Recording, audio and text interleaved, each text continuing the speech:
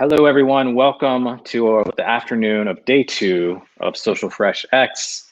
I'm in our beautiful Studio B this afternoon, getting ready to kick us off. We have a great presentation from a lesser known speaker, myself. The case for more bad ideas. This is one of my favorite talks to give.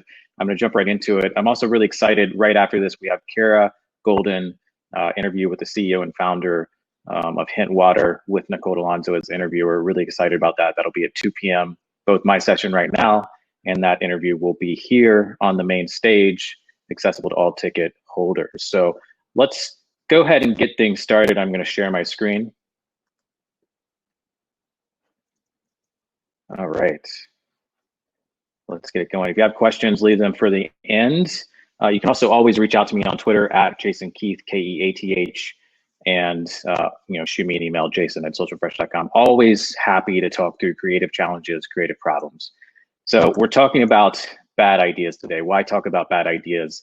My challenge to a lot of people is we just don't teach. We don't teach creativity. We don't teach a lot of things to anyone really, but especially creativity. We stop, the only people that really get taught a creative process are people maybe in ad agencies in New York and kids when they're 5 or 6 in art classes, and that's it. And the depth of those creative processes is pretty limited. So today I'm talking about risk.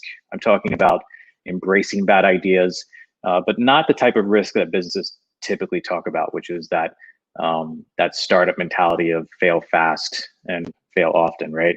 I'm not encouraging you to embrace bad ideas in execution. What I'm talking about is in the process. So this is one of my favorite quotes: "A ship in harbor is safe, but that is not what ships are built for." And this is about risk, right? This is about being a little more comfortable heading out to sea, taking challenges and solving them in unique ways. And really what we're talking about today is taking risk in your creative process. Like we've talked on many of the sessions and Q&As that we've had, feeling comfortable, feeling uncomfortable, and getting used to that. One of the things that I like to talk through with people is how bad ideas became great ideas in different ways. And one of the best examples, I think, is this video game. I hope you can hear this audio. So I usually play this since this is the theme song to Mario Brothers. And it's very iconic, right? Most people know right away that's Mario Brothers. What I ask people to do live at events usually is tell me, describe this game, Super Mario Brothers, a classic. We have it on the original NES, Nintendo. Describe this game. You're jumping up and down, hitting things with your head, bricks and stuff. When you really think about the story behind this game, imagine pitching this game to a video game company. We've got 2 Italian plumbers whose enemy is an evil turtle and has an army of evil turtles. And the whole game is them jumping up and down, hitting their heads on bricks and jumping onto evil turtles and going through pipes. Like, it's a very abstract, it's a very bizarre pitch. I can't imagine pitching that and convincing people that that's really what you want to invest as your first game to launch your video game entertainment system, right? But sometimes bad ideas are great ideas and we just don't recognize them as such. So somebody was a champion of that idea and made it happen. Sometimes bad ideas are just waiting for you to believe in them. So I like to call people that are really good at bad ideas believers. When you're able to hear something that on the face of it is really terrible, is dangerous, is just boring, doesn't make sense, and still not turn that away, still not talk that idea down, that's making you a believer. And the more you can be a believer in your creative process, the more options, the more great ideas are going to come to you. So this is Jeff Staple. Jeff Staple is a streetwear designer in New York City. He is a believer for sure. Jeff had an opportunity in 2005 to work with Nike. It was a dream opportunity. They wanted him to design a shoe, but he had always wanted to do something. He had always wanted to have an icon with his streetwear, with his clothing line, that was an animal. So many great fashion brands have an animal, whether it's a moose or whether it's a deer, whether there's all these iconic animals in clothing design that he really admired. And he had this idea of, I've got this opportunity to do a shoe with Nike. I want it to be designed around a pigeon. The one problem with that is that people hate pigeons. This was an article from BBC around the same time talking about how there was a war on pigeons in London, describing pigeons as flying ashtrays, one of the most unloved birds in the world, gutter birds, sky rats. And this sentiment is pretty common, especially in big cities, especially in beach towns. Pigeons are hated. It's an animal, especially years and years ago, that there was really no fondness for. And when he told his friends, his colleagues, even people in Nike, this is what I want to do. I want to design a shoe around a pigeon. Everybody hated the idea. Nobody saw the vision. And he went through with it anyways. And this is the Nike Pigeon Dunk. You can see the pinkish orange that's famous, that color for the pigeon feet and around the eyes. You can see the gradations of gray. It's a shoe that came out pretty cool looking, and it's a unique shoe in more than one way, because this shoe went on sale in New York City with 200 pair in his shop and became the first sneaker riot. The New York Post ran this article, "Sneaker Frenzy, Hot Shoe Sparks Ruckus."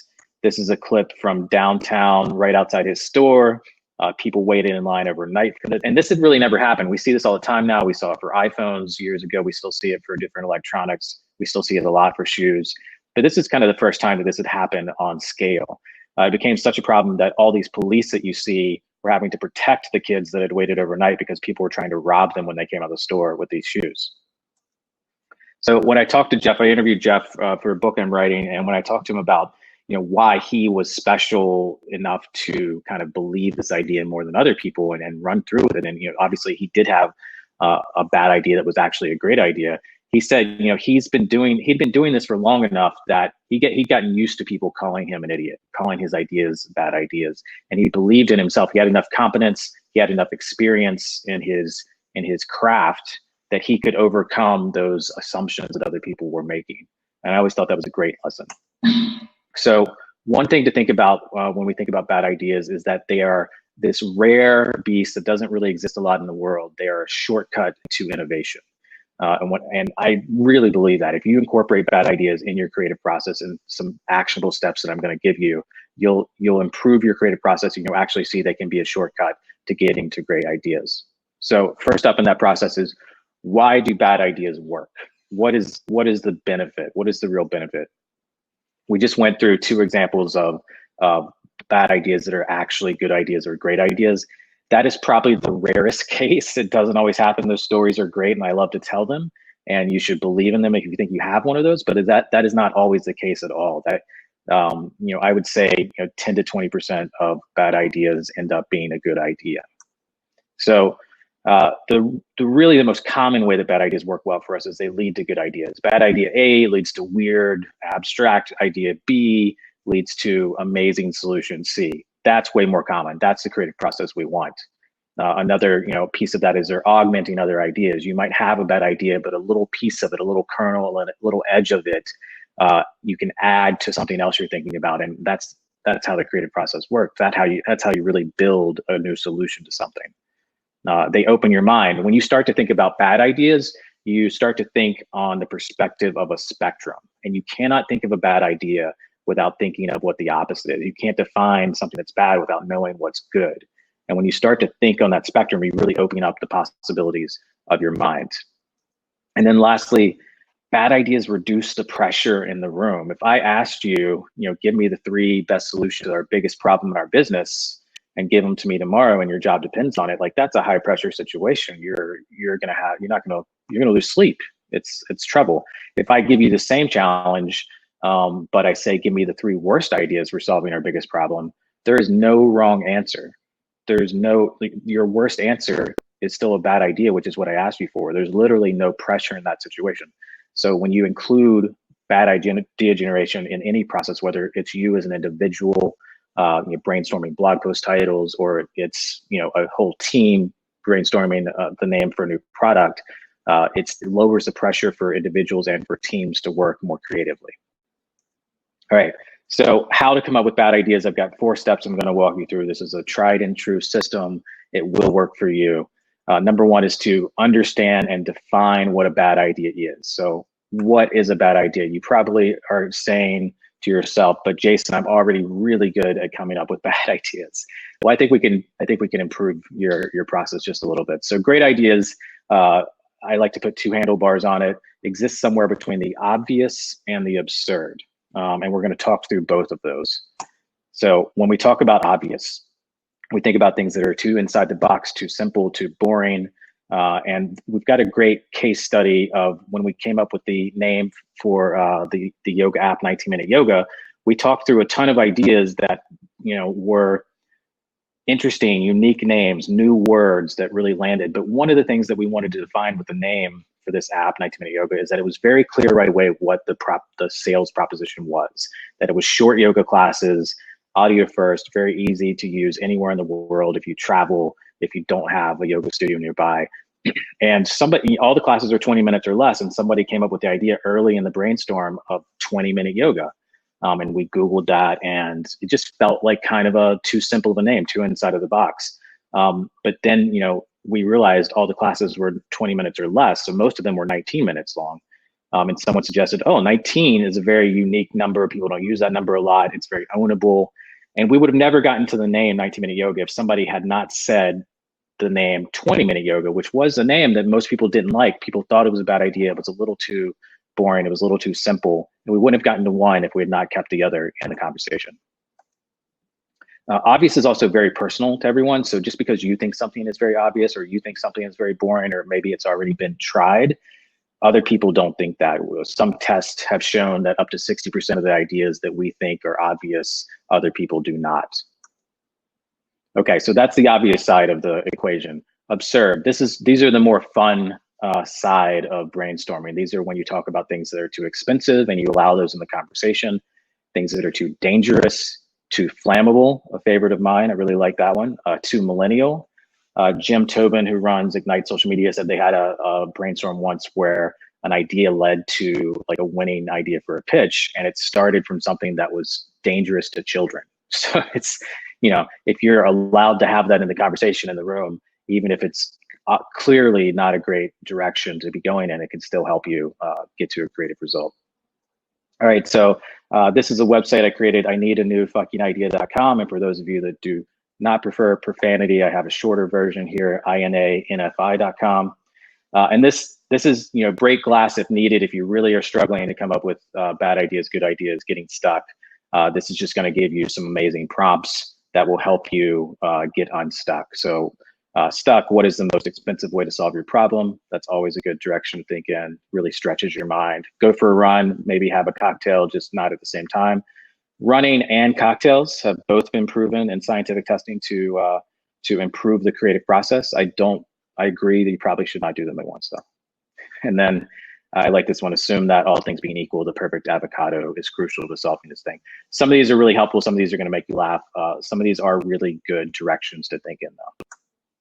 Okay, so number one is to define bad ideas.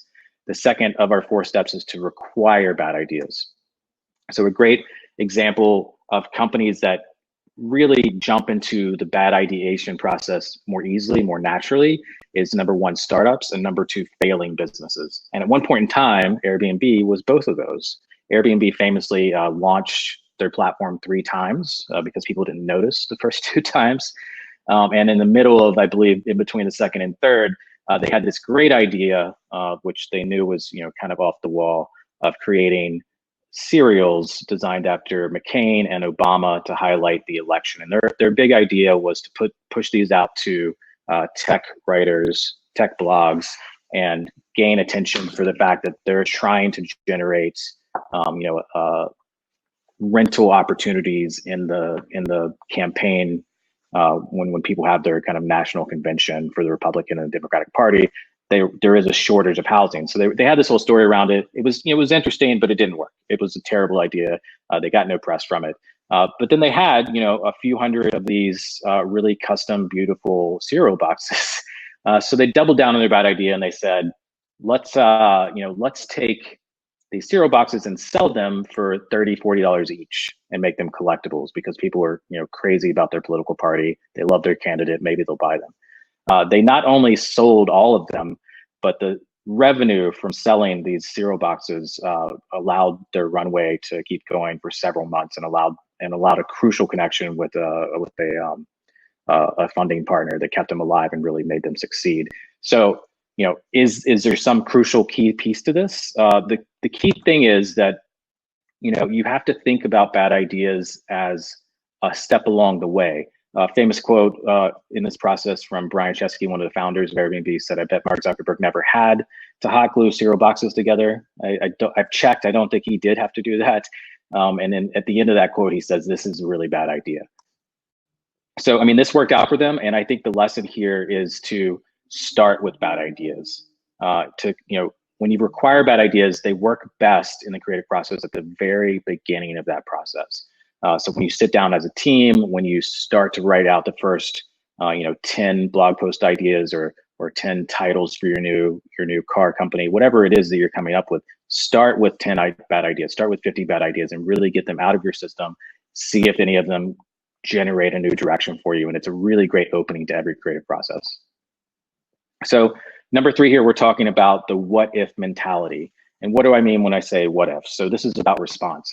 If you have a bad idea suggested to you, if a team member brings up something that is clearly just, again, dangerous to children, clearly flammable, clearly not going to work, instead of saying, no, that's not going to work, training yourself to have the mentality, have the response of what if that worked, or how can that work?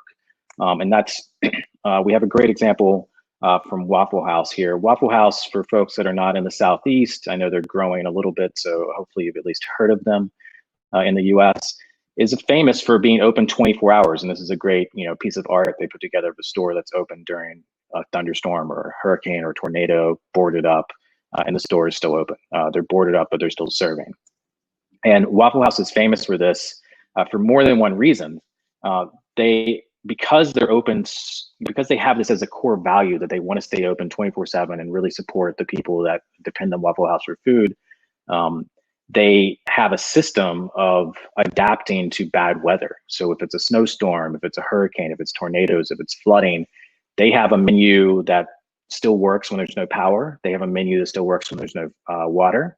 And they have a menu that still works when there's no power or water. They have go teams that are ready to go to deploy to stores that are struggling to stay open, that bring supplies, that bring food that works without water or power, et cetera. And they have a system that they've created of monitoring when they do have limited menus or when they do have to close. And Waffle Houses rarely close, even in extreme circumstances. And when they do, there's a problem. And this system works so much, what you're looking at in this image, it works so well that it's been adapted by FEMA as a piece of data to understand how areas are being hard hit from storms or from natural disasters.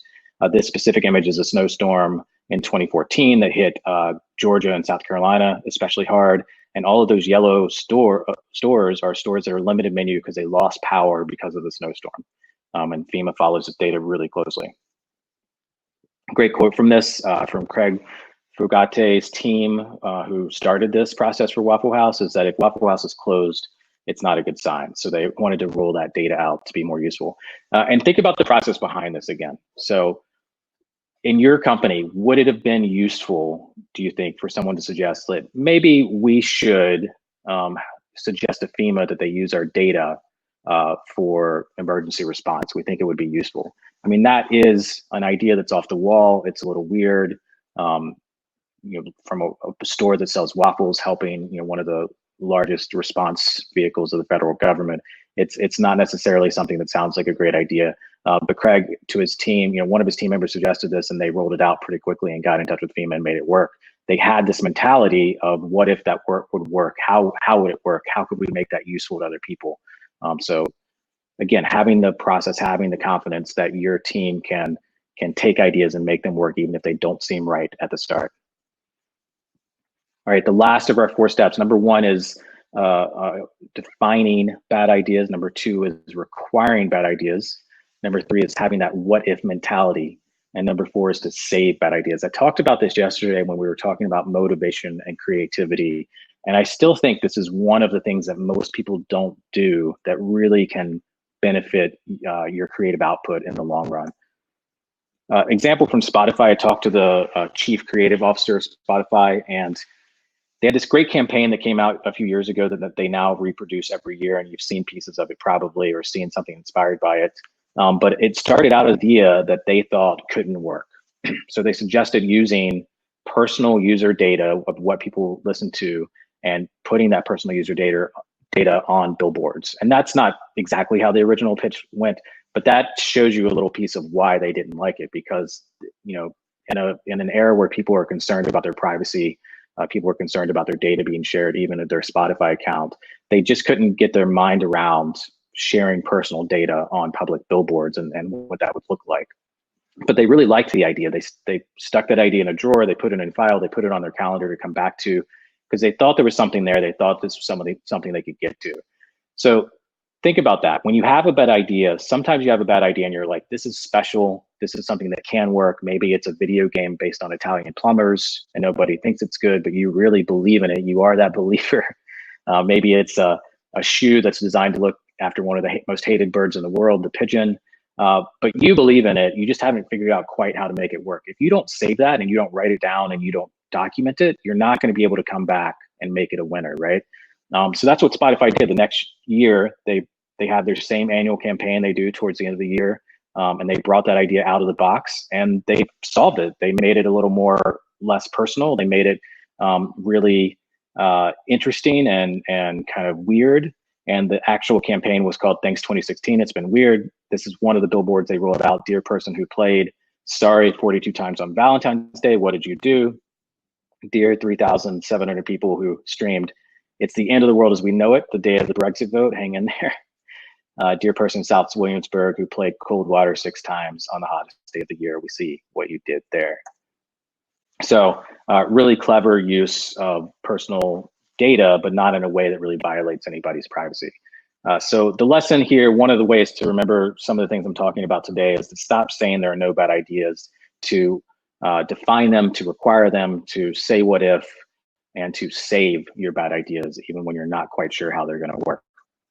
Bad ideas do exist. We're just not taught how to use them. I hope this presentation gives you a little bit of a process to deal with them, to use them, and to think through the value of them.